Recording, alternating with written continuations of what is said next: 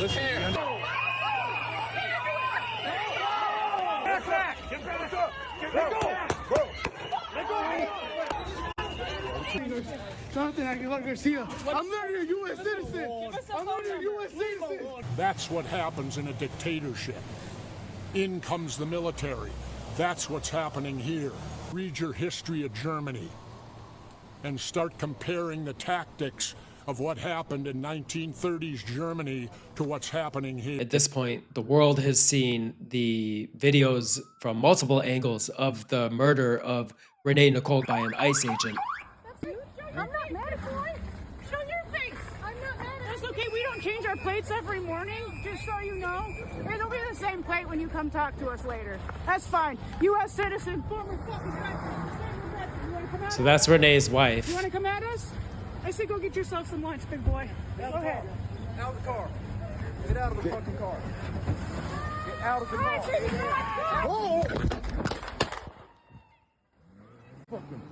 So, did you hear that? Renee's last words were, "I'm not mad at you." And she had almost a smile on her face, clearly trying to de-escalate the situation. She was engaged in some kind of civil disobedience, using her First Amendment rights as a U.S. citizen. But those were her last words. "I'm not mad at you." The agent's last words, of the guy, I believe, who shot her.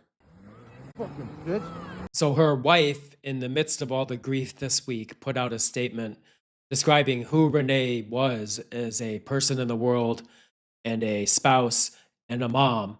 And I want to read a little excerpt of it. They had moved out to Minnesota this past year. Clearly, we're already connected to the local community. Here's part of the statement. Renee lived by an overarching belief. There is kindness in the world, and we need to do everything we can to find it where it resides and nurture it where it needs to grow. Renee was a Christian who knew that all religions teach the same essential truth. We are here to love each other, care for each other, and keep each other safe and whole. She also says, we honor her memory by living her values, rejecting hate, choosing compassion, turning away from fear and pursuing peace, refusing division, and knowing we must come together to build a world where we all come home safe to the people we love. You've probably seen by now there is a fundraiser on GoFundMe that has already raised $1.5 million in a couple of days to support Renee's widow and her children. So I'll share a link to this GoFundMe and actually some others too, which I'll talk about in a moment. First, this has touched a nerve around the country. One thing I appreciate about Rachel Maddow, whether on her social media or on her show, she's showing what people are doing around the country in communities big and small. So if you look at Rachel's BlueSky feed currently, she links one city and town after the next that has come out in outrage and protest and vigil and reflection. And so here they are: Iowa, Idaho, North Dakota, how do you say it? Worcester, Massachusetts, Kansas City, Florida State Capitol, so that's Tallahassee, Huntsville, Alabama, Maine, Baltimore. It just goes on and on. It has really shaken the nation. People who are already concerned about what ICE is doing, about the human rights violations of immigrants, ICE's abusive treatment of immigrants and citizens and non-citizens alike. And of course, this is not the first example of violence by ICE. There's a headline: deadly Minneapolis encounter is the 9th ICE shooting since just September of 2025. There's another provocative headline in the New York Times, an opinion piece by Michelle Goldberg: by killing Renee Good, ICE sent a message to us all. And I want to read a little piece of this. The killing of Renee Nicole Good, a mother of 3 and a widow of a military veteran, tests that assumption. ICE said Ellison. Keith Ellison is the Attorney General of Minnesota, and he's quoted here as all but telling people, you want to defend your neighbors? You're going to do it at the risk of your own life. I think that's the unmistakable message. Just looking at the tape, Keith Ellison said, they could have said, you get out of here, right? And then she gets out of there. They didn't want her to get out of there. They wanted to either drag her out of that car or do what they did. It was all about teaching lessons. The lesson didn't end with Renee Good's killing. The administration had to smear her afterward. So I'm not going to share them here, but People like Kristi Noem and J.D. Vance have been smearing her and telling all kinds of lies almost from the moment that it happened. Who knows if they had even seen the video at that point. It's entirely possible that had Good lived, the Trump administration might have tried to prosecute her. That's essentially what happened to Mara Martinez, a U.S. citizen in Chicago in October. Remember, she was in her car trying to warn people about ICE when she collided with the Border Patrol vehicle. Federal officials claim she rammed a car by the agent Charles Exum, while her lawyers say he sideswiped her. He then got out of his car and shot her 5 times. Martinez survived, only for the Justice Department to charge her with assaulting a federal officer. Her lawyers soon discovered that he had been boasting about the shooting in text messages. In one, he wrote, "I fired 5 rounds and she had 7 holes. Put that into your book, boys." She talked about this with CNN. He appeared to be bragging about shooting you. Read it, 5 shots, 7 holes, put that in your book, boys. You were sitting right there.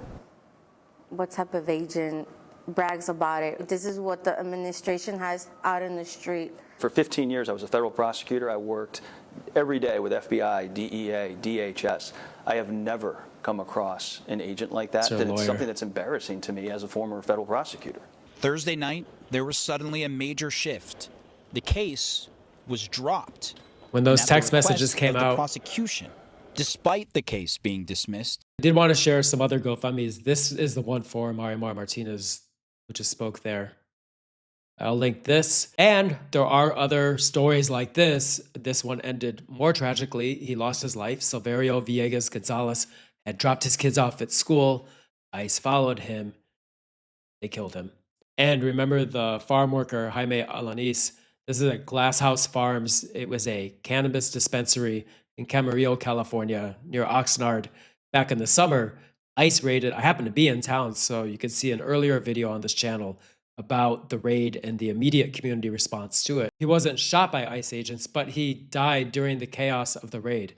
So these are a few of the many stories of people who have died because of ICE activity, citizens and non-citizens alike. I'll share all these GoFundMe links below. Back to Minnesota, the entire premise of ICE terrorizing yet another local community is violence and intimidation. This is in the immediate aftermath of the shooting of Renee Good. Back, back. Get back. Let go. Bro. Let go. Whoa. Kill someone else. Go for it. Kill someone else.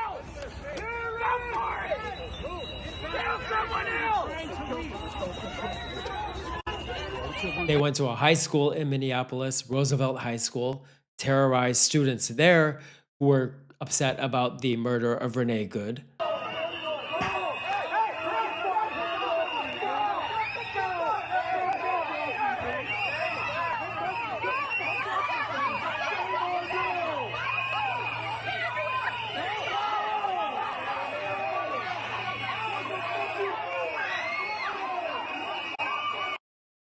And I don't know if you could see it, that same guy who is in all these videos, the head of the Border Patrol, even though Minneapolis is not near a border, Greg Bovino, he's going to be in this country's version of the Nuremberg trials one day, right up there with Kristi Noem and Stephen Miller.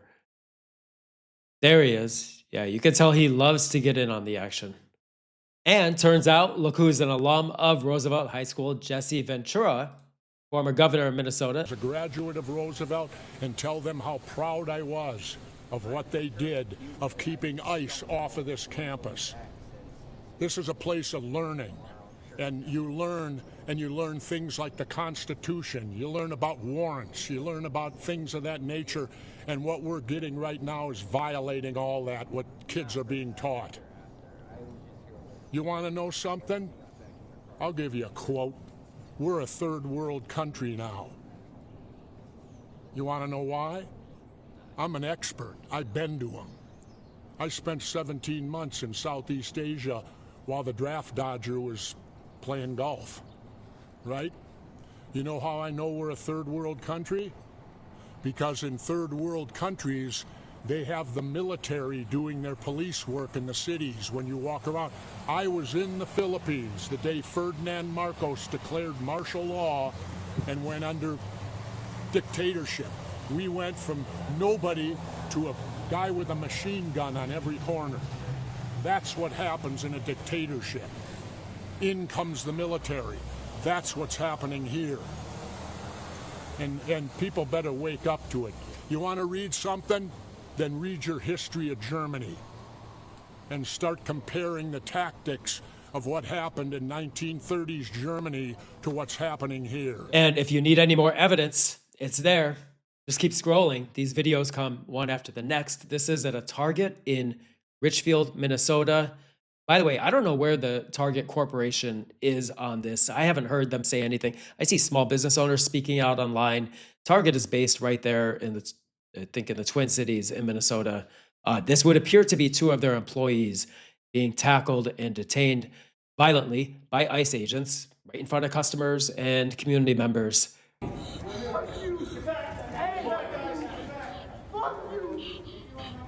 guys are all on video. No, take my phone. Hey, they got my phone. Where is the paperwork for that? Where's the... They do it on Target. They do it on Target. Fucking Minneapolis. Hey, go. Stand up. Hey, look, work it. Anybody else going to ask where the fuck the warrants are? You guys don't have a right to... What's your name? What's your name? Jonathan Aguilar Garcia. I'm literally a U.S. citizen. U.S. citizen. Get the fuck out of here, Ace. Why are you kidnapping our citizens? Why are you? Why? Stormtroopers. At least let him give us information to call his family. At least let him call his family.